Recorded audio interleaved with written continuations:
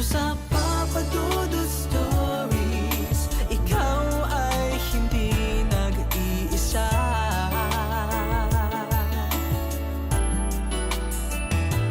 Dito sa Papa Dudut Stories, may nagmamahal sa'yo. Papa Dudut Stories, Papa Dudut Stories. Dear Papa Dudut, sa lahat po ng mga nakatutok ngayon, huwag kalimutan na mag-like, mag-share at mag-subscribe. Mahirap at hindi masaya ang pag-ibig kapag alam mong meron kang kahati, at lalong masakit na malamang hindi ka sapat sa kanyang buhay kaya naghahanap pa siya ng kalinga at pagmamahal sa iba.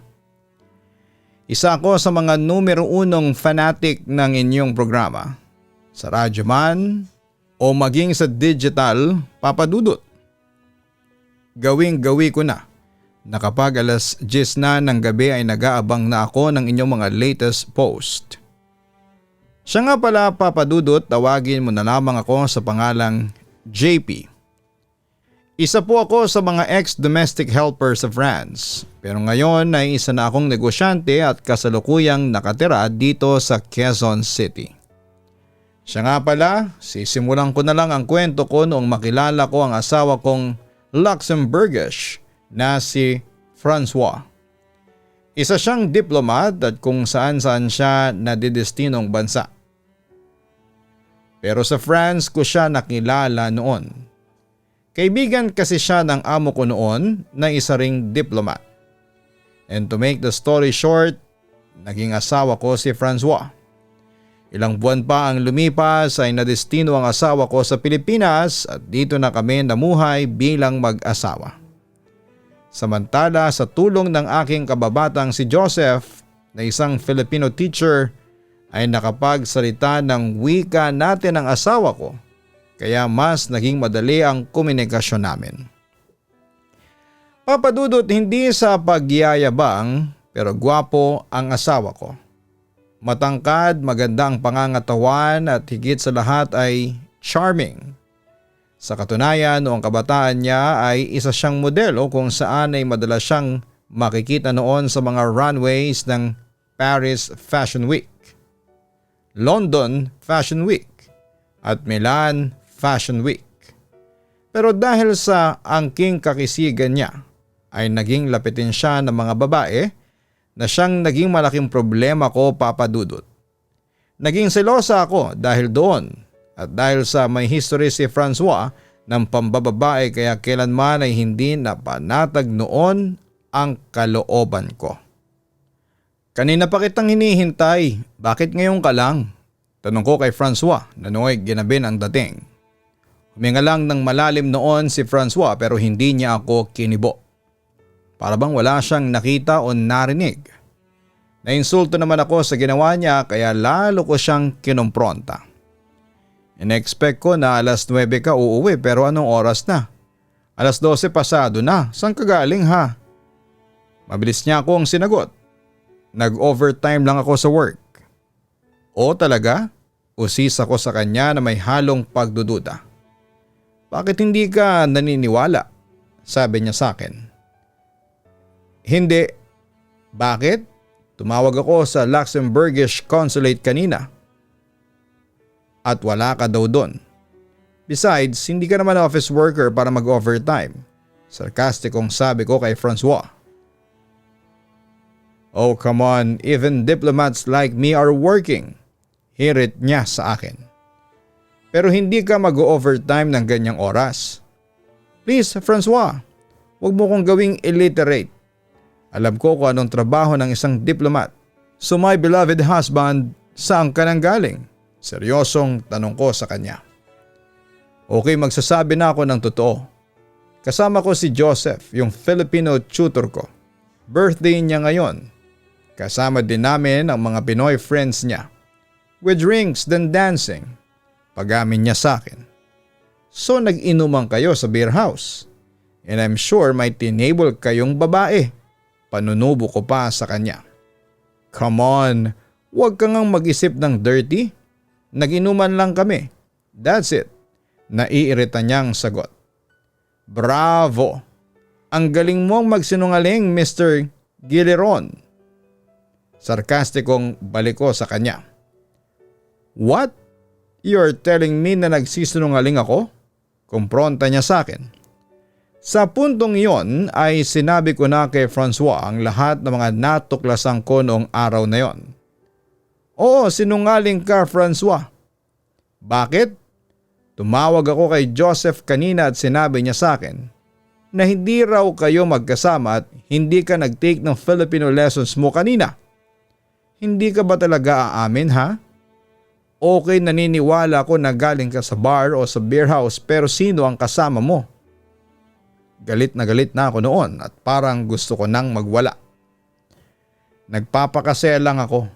There's nothing wrong with that. Pang-aasar na sagot pa niya sa akin. Nagpapakasaya sa piling ng ibang babae? Panunubo ko pa sa kanya. Wala akong kasamang ibang babae.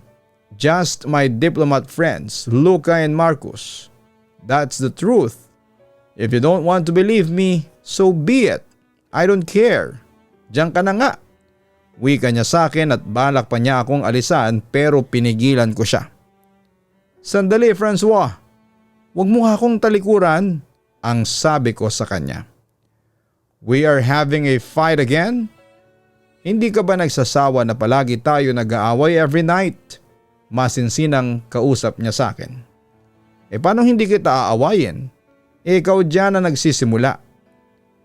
Kung nagiging tapat ka lang sa akin, hindi tayo magtatalo ng ganito. Diretsang katwiran ko sa kanya. JP, do you still love me? Maya-maya seryosong tanong niya sa akin. Oo naman, mahal kita. Sagot ko. Then trust me. I promise hindi kita lolokohin. Paniniguro niya sa akin.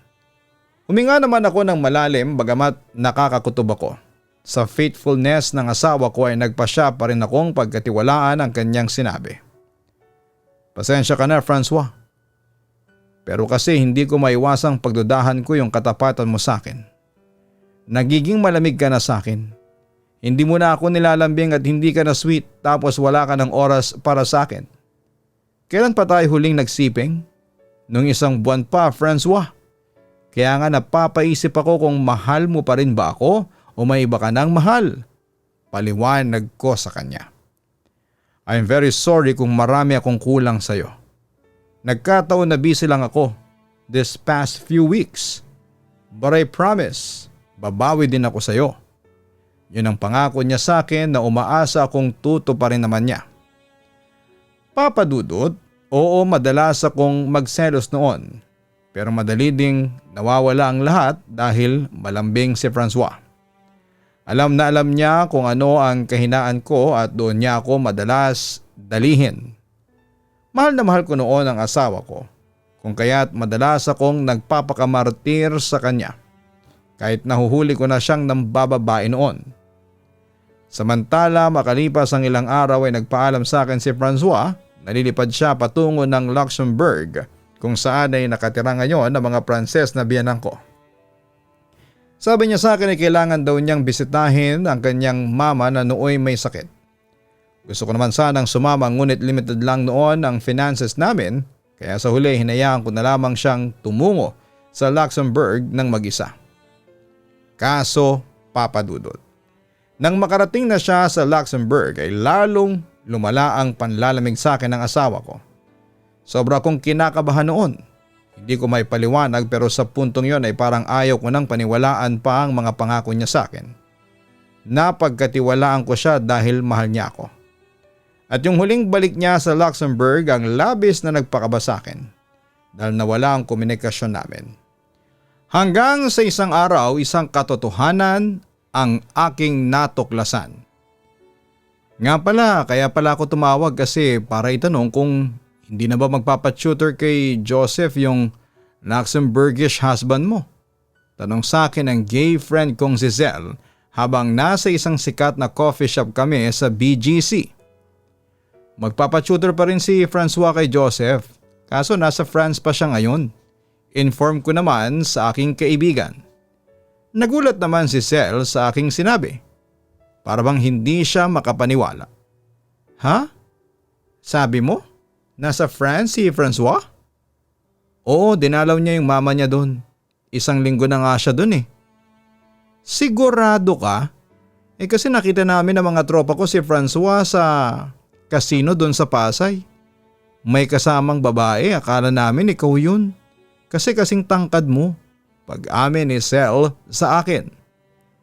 Nanlumo naman ako sa aking narinig. Sigurado kang si Francois yun? Baka naman kamukha lang niya. Sinusubukan ko pang i-deny ang katotohanan ng sinabi ng kaibigan ko. Umaasa pa rin na hindi ako niloloko ng asawa ko. Sigurado kami si Francois yung nakita namin, insist ni Sel sa akin. Pero ang sabi niya pupunta siya ng Luxembourg. Unti-unti nang nagsisink in sa akin noon ang panlolokong ginagawa sa akin ng asawa ko.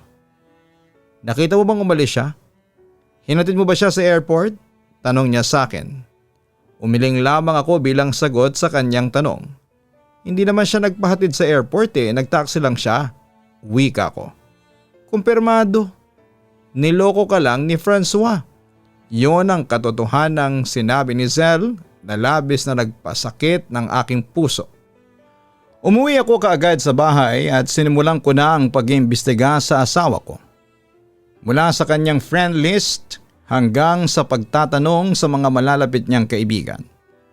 At doon ko nga nakumpirma na hindi umalis patungo ng Luxembourg si Francois at sa halip ay kasama niya ang kabit niyang nagngangalang Linda. Papadudot may binigay na address sa akin ng isa sa mga close friends ni Francois na si Luca, isa ring Pranses.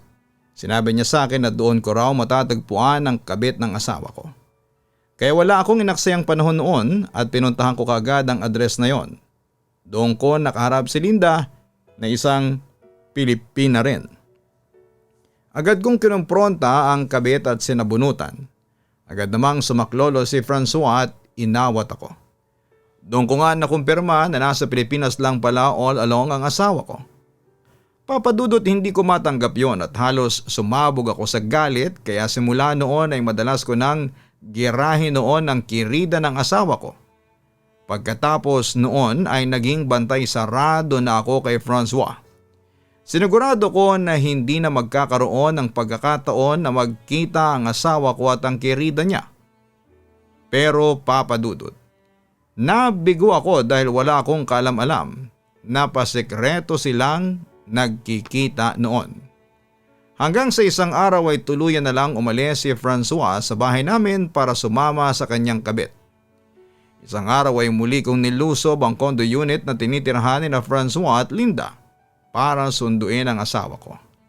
Pero tulad ng aking inaasahan ay hindi yon naging madali. Mangagaw ka, Linda, pag-aakos ako sa kabit ng asawa ko. Ngunit agad naman akong binalikan ito. Ako mangaagaw? Well, hindi ka ba na-orient ni Francois? Hindi ko inagaw sa iyo si Francois kasi siya mismo ang lumapit sa akin. At saka bakit hindi mo itanong sa sarili mo kung bakit ka iniwan ng asawa mo? Tila may halong pangiinsultong tanong niya sa akin. Hayop ka? Napasigaw ako sa kanya sa galit at akmang sasampaling ko siya. Pero agad niyang nasalag ang braso ko. Mahal ko si Francois, JP.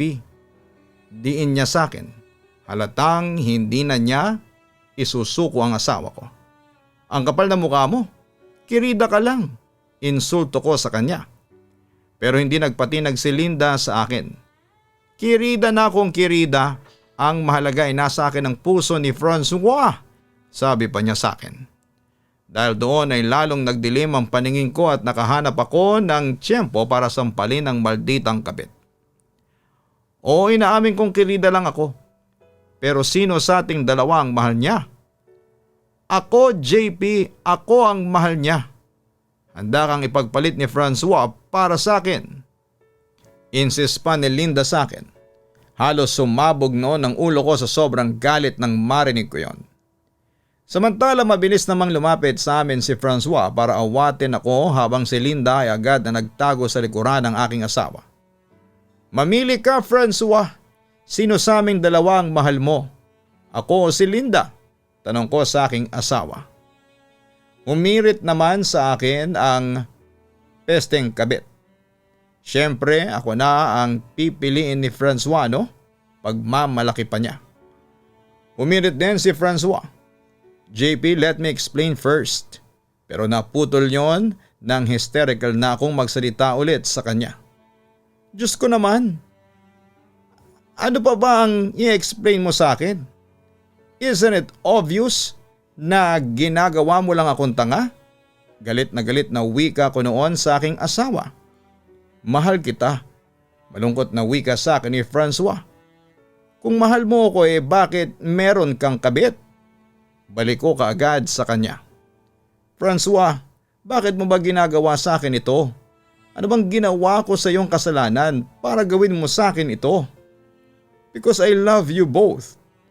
Diretsang pag-amin ni Francois sa akin. Lalong nag-init naman ang ulo ko sa sinabi niyang yon. Ang kapal din ang mukha mong sabihin sa akin yan ang harap-harapan. "Please JP, understand me. I know it's weird pero heto ang nararamdaman ko. Mahal ko kayong pareho and I can't choose between the two of you." Pakiusap niya sa akin. Hindi ko naman matanggap ang sinabing yon ni Francois. Ako ang asawa niya, dapat sa akin lang ang puso niya. Hindi yung may kahati pa akong ibang babae. At imposibleng magmahal ng dalawa dahil isa lang ang puso ng tao. Dahil doon ay isang desisyon ang aking ginawa. "Kung ayaw mo makipaghiwalay sa akin, pues ako nang makikipaghiwalay sa iyo," sabi ko sa aking asawa. Ngunit agad akong nangatwiran sa kanya. Hindi ko na kaya pang sikmurain ng lahat, Francois. Pagod na ako. Ayaw ko na ng may kahati sa iyo. Kung hindi mo kayang ibigay sa akin ang 100% ng puso mo, it means hindi mo talaga ako mahal. Sige, simula ngayon ay kakalimutan kong asawa kita. Pagdidiin ko sa kanya.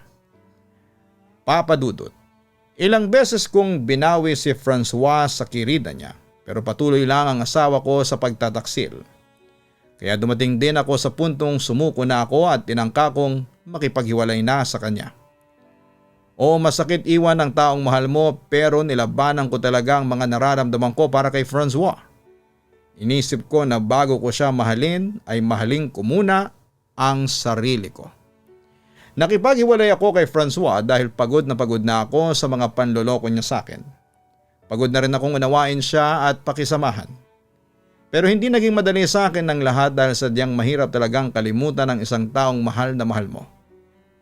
Papa Dudut, pilit kong nilabanan noon ang mga nararamdaman ko para kay Francois.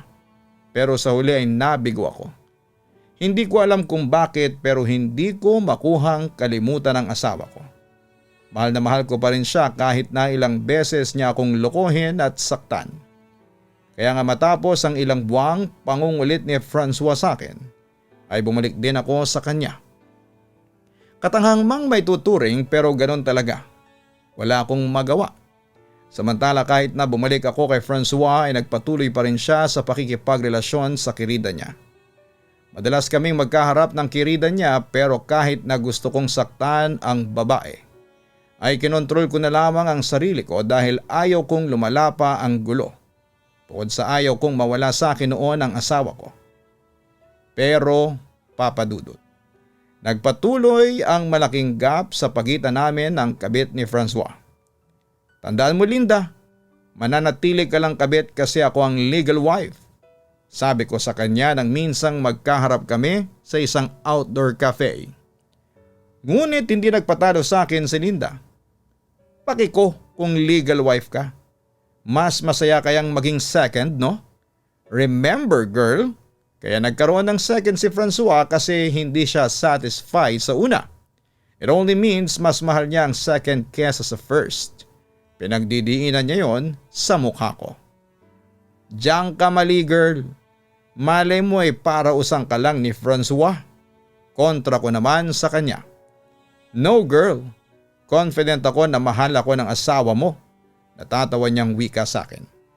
Sa totoo lang, napaka-unfair ng mundo. Kapag ang isang lalaki may kabit, masama na kaagad ang tingin sa kanya ng tao. Pero kung tutuusin ay hindi mangangabit ang isang lalaki kung walang pagkukulang ang asawa niya. Hirit pa niya patungkol sa akin. Naagad ko namang dinugtungan.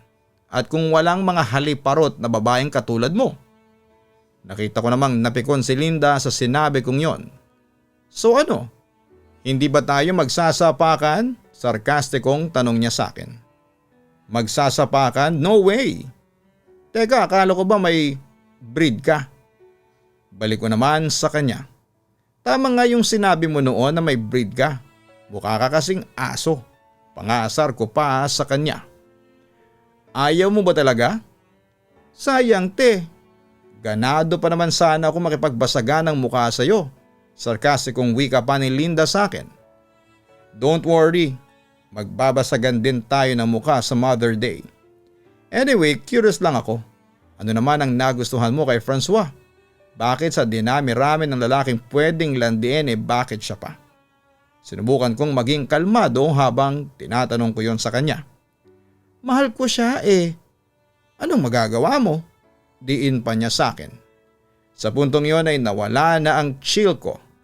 Ang kapal-kapal talaga ng pagmumukha mo. Pasalamat ka at nakakapagtimpi pa ako kasi kung hindi ay babasagin ko talaga ang mukha mo. Wika ko sa kanya. Buti na lamang at dumating noon si Francois at agad kaming naawat. Kasi kung hindi ay babasagin ko na talaga ang mukha ng babaeng yon. Samantala may binulong si Francois sa kabit niya at pagkatapos noon ay umalis na ang babae. Nagkaroon naman ako ng pagkakataong kumprontahin muli ang asawa ko. Punong-puno na ako dyan sa kirida mo. Gusto niya palaging siya na lang ang bida. At saka Francois, oo, maaaring pinatawad kita at pumayag akong pakisamahan ng kirida mo. Pero please naman, huwag mo naman akong abusuhin. Kung tutusin ay hindi ko dapat hinahayaang gawin mo ito sa akin. Ako ang legal wife. Dapat sa akin ka lang. Kung tutusin ay pwede kitang ipakulong o ipadeport dito sa pakikiapid mo. Pero hindi ko ginawa kasi inunawa kita. Mahal kasi kita, Francois. Pero sana naman ay huwag mo namang sagarin ang pagiging mabait ko. May hangganan din ako. Yun ang mahaba kong litanya sa asawa ko. I'm sorry JP. Malungkot na sagot ni Francois sa akin. Iwalay mo na yung kabit mo kasi ako ang asawa mo. Demand ko sa kanya. I thought you understand. Hirit niya sa akin. Ngunit sumabog na ako sa kanya that time. Pagod na akong maging tanga, Francois. Ayaw ko na. Ngayon kung ayaw mong hiwalayan niyang kirida mo ay pwes ako na ang hihiwalay sa iyo. This time, tototohanin ko na ito. Pagbabanta ko. Go ahead. Break up with me. I really don't care. Bigla na lamang niyang sinabi sa akin dahil doon ay nabigyan ko siya ng isang malakas na sampal. Oo, hihiwalayan na talaga kita. Gigil na ako noon sa kanya. I hate you, Francois. I hate you. Pinagsisisihan kong ikaw ang pinakasalan ko. Ang sabi ko pa sa kanya sabay walk out. Sa puntong iyon ay nag-decide na akong tapusin na ang lahat sa amin ni Francois. Kahit na masakit at mahal na mahal ko siya. Pero kailangan ko nang iwanan ang asawa ko. Kasi sagad na ang pasensya ko. Nakaramdam din ako ng awa sa sarili ko kaya tinigil ko na ang katangahan ko sa asawa ko at kahit na ilang beses pa siyang nagtangkang bumalik sa akin ay nagmatigas na ako. Samantala isang katotohanan ang aking nadiskubre tungkol sa kasal namin ni Francois Guilleron. Nalaman ko na peke pala ang kasal namin kaya lalo akong nagalit sa asawa ko at agad ko siyang kinumpronta. For all these years akala ko ay ako ang legal wife. Yun pala ay peke lang pala ang kasal natin sa France. Naghihinanakit kong sabi sa kanya. Sorry kung hindi ko nasabi sa iyo kaagad. Malungkot at mapaumanhing sabi niya sa akin. Pero hindi yun sapat para mapatawad ko siya sa panloloko sa akin. Pinagmukha mo kong tanga, Francois. Ano na lang ang sasabihin ni Linda sa akin? Siguradong pagtatawanan niya ako. Malayang malaya na rin siya na landiin ka kasi wala akong habol sa iyo. Halos maiyak na ako noon sa harapan niya. About our marriage, it's all my brother's plan. Pag-amin niya sa akin. Alam ko ayaw sa akin ni Philip kasi isa akong Pinay. Isa lang akong domestic helper nung nakilala mo ako, but still hindi pa rin sapat na dahilan yon para lokohin niyo ako. You know what, Francois? Sobra-sobrang sakit na ang binigay mo sa akin. Minahal naman kita, hindi naman kita niloko. Pero bakit mo ako sinaktan ng ganito? Sa puntong yun ay humagulhol na ako. That's why I'm here. To say sorry, ang sabi ni Francois sa akin. Sa palagay mo makukuha lang sa sorry ang lahat? Hindi. Oo, Francois, maaaring hindi mo pa ako pinagbubuhatan ng kamay. Pero sinasaktan mo ako emotionally. At para sa akin ay mas masakit yon. Confront ako sa kanya. Mahal pa rin kasi kita, kaya ako nasasaktan ng ganito. Francois, maawa ka naman sa akin. Kung talagang hindi mo ako kayang mahalin, then just leave me alone. Huwag ka nang magpapakita o magpaparamdam sa akin kahit na kailan. Kailangan kitang kalimutan. I can't. Hindi ko kayang mawala ka sa akin. Sabi niya sa akin. JP, kaya ako pumunta rito para sabihin sa iyo na hiniwalayan ko na si Linda. Nag-decide ako to end our relationship kasi naliwanagan na rin ang feelings ko. I realized that I love you more than Linda. Pagtatapat pa niya sa akin. Ngunit lalo lamang akong nagalit sa kanya. Pwede ba? Tigilan mo na nga ang kasinungalingan mo. Hindi ako nagsisinungaling. Insist niya sa akin. Totoo ang sinasabi ko, I love you. That is why I'm here to make things right. Itatama ko na ang pagkakamaling nagawa ko sa iyo. Just give me a chance. Ngunit sinasabi na ng puso't isipan ko na wag na siyang bigyan ng chance. Natuluyan ko na siyang pakawalan. Sa palagay mo ay bibigyan pa kita ng chance? My God, ilang beses na ba kitang binigyan ng chance? Pero ano? Sinira mo lang lahat at saka hindi ka ba nahihiya dyan sa sinasabi mo? Ang kapal kasi ng mukha mo. I told him. Samantala halos magmakaawa na sa akin si Francois ng mga sandaling yon. Please JP, I'm begging you. Give me a chance. At hindi ko yun sasayangin, I promise. Hindi na kita paiyakin at sasaktan. I will love you with all my heart. Please maniwala ka sa akin. Ngunit hindi ko na talaga makuha pang paniwalaan ng asawa ko. Stop it, Francois. Tumigil ka na hanggat may natitira pa akong respeto sa iyo. What do you want? I will give you anything. Patawarin mo lang ako. Desperadong wika niya sa akin. Then leave me alone. Ayaw ko nang makita pa ang pagmumukha mo. Naibulalas ko sa kanya. Nawala naman ang imik si Francois at sa puntong yon ay nakita ko na siyang umiyak sa harapan ko. Actually nagpapasalamat pa nga ako at peke ang kasal natin. At least wala akong magiging problema sakaling mahanap ko ang lalaking tunay na magmamahal sa akin. Sorry Francois, pero hindi ko na kaya pang kasamahin ang isang tulad mo. Pagtatapos ko. Papa Dudut, yun na rin ang naging hudyat para mawala ng tuluyan ang pagmamahal ko sa kanya. Kaya naman kahit na anong tangka ni Francois, nabawiin ako ay hindi na siya nagtagumpay. Inisip ko na lamang noon na baka hindi si Francois ang lalaki makapagbibigay sa akin ng kaligayahang minimiti ko. Sa kabilang banda, ng mga panahong yon ay nagtapat ng pag-ibig sa akin ang kababata kong si Joseph. Actually, matagal na siyang may gusto sa akin pero binigo ko siya noon dahil pinakasalan ko si Francois. Pero nung magsimulang masira ang relasyon namin ng asawa ko ay muling pumasok si Joseph. At doon na nga pinakita niya sa akin na seryoso siya sa pagmamahal niya sa akin. Pero hindi ko kaagad tinanggap ang pagmamahal niya dahil sariwa pa rin ang mga sugat na binigay sa akin ng asawa ko. Samantala isang araw ay nagpaalam sa akin ang aking asawa. Babalik na daw siya ng Luxembourg for good. Hindi ko na siya pinigilan at sa halip ay hiniling ko na sana ay maging maayos na ang kanyang buhay. At doon na nga nagtatapos ang lahat sa amin ni Francois Guileron. Pagkatapos noon, Papa Dudut, nag-decide na rin akong sagutin na ang pag-ibig ni Joseph sa akin. Papa Dudut, hindi naglaon ay naging kami rin ni Joseph. Sa ngayon ay asawa ko na siya at may isa na kaming anak. Naikasal kami ni Joseph kasi peke naman ang kasal namin ni Francois. Sa kabilang banda ay si Francois naman ay may asawa na rin at nakabase silang pareho sa Reunion Islands. Masasabi kong masaya na rin siya sa buhay niya. Papa Dudut, oo, maaaring masakit ang mga naging karanasan ko sa dati kong asawa. Pero hindi na rin ako nagsisisi kung bakit nangyari sa akin yon. Marami kasi akong natutunan sa buhay at isa na doon ang katatagan ng loob. Papa Dudut, heto lamang ang maibabahagi ko sa inyo sa ngayon. Sana'y mabasa niyo ito. Muli, maraming salamat at magandang gabi sa inyong lahat. Lubos na nagpapasalamat, JP. Huwag mo nang patagalin ang isang relasyon kapag alam mong may kahati ka sa pagmamahal niya.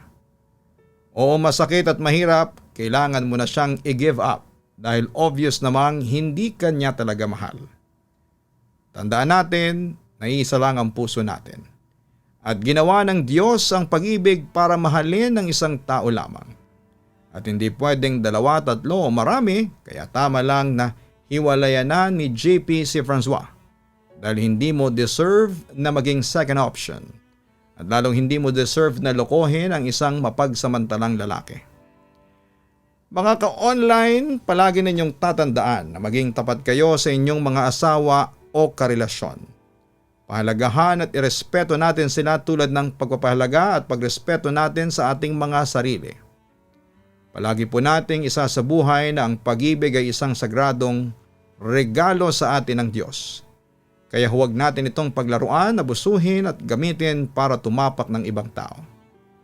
Magmahal tayo ng tapat dahil siguradong iyon ang gusto ng Diyos na gawin natin.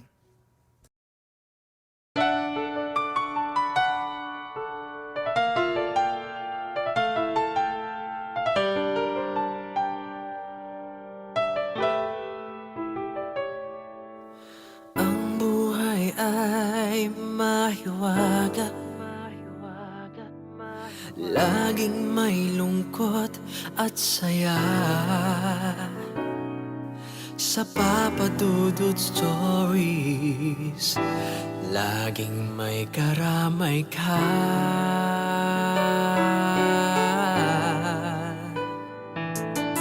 Mga problemang kay bigat, dito ay pakikinggan ka. Sa Papa Dudut Stories, kami ay iyong kasama.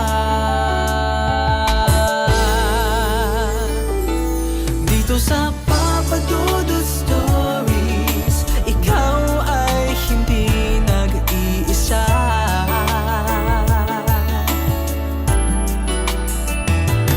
Dito sa Papa Dudut Stories, may nagmamahal sa'yo. Papa Dudut Stories, Papa Dudut Stories, Papa Dudut Stories.